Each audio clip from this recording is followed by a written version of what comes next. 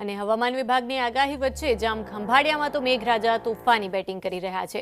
જામખંભાળિયામાં 2 જ કલાકમાં 1.5 ઇંચ વરસાદ વરસ્યો છે। ધરમપુર, શક્તિનગર અને રામનગરમાં વરસાદી માહોલ છવાયો છે, તો હર્ષદપુર સહિતના વિસ્તારોમાં પણ વરસાદ વરસી રહ્યો છે।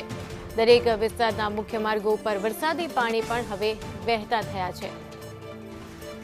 આ અંગે વધુ વિગત સાથે સંવાદદાતા જયસુખ મોદી જોડાઈ ગયા છે। જયસુખ, દરેક વિસ્તારમાં હવે વરસાદી માહોલ જોવા મળી રહ્યો છે, કયા કયા વિસ્તારોમાં પાણી ભરાયા?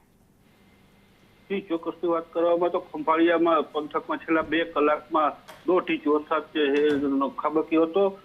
ભારે તોફાની વરસાદની ખાબકતા શહેરના ઠેર ઠેર વિસ્તારોમાં પાણી પણ ભરાયા હતા।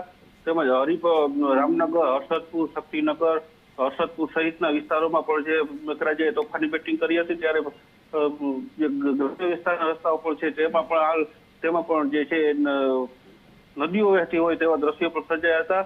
ત્યારે રામનાથ સોસાયટીની વાત કરીએ તો રામનાથ સોસાયટીના મુખ્ય માર્ગ પર જે ગોઠણસરમાં પાણી ભરાતા વાહન ચાલકો પણ મુશ્કેલીમાં મુકાયા હતા અને શહેરના મુખ્ય માર્ગો પર નદીઓ વહેતી હોય તેવા દ્રશ્યો સર્જાતા વાહન ચાલકો પણ જે ભારે મુશ્કેલીમાં મુકાયા હતા અને વરસાદી પાણી જે શહેરના માર્ગો પર વરસાદી પાણી ફરી વળતા ઠેર ઠેર ટ્રાફિક જામના દ્રશ્યો પણ સર્જાયા હતા। જી શિવાની।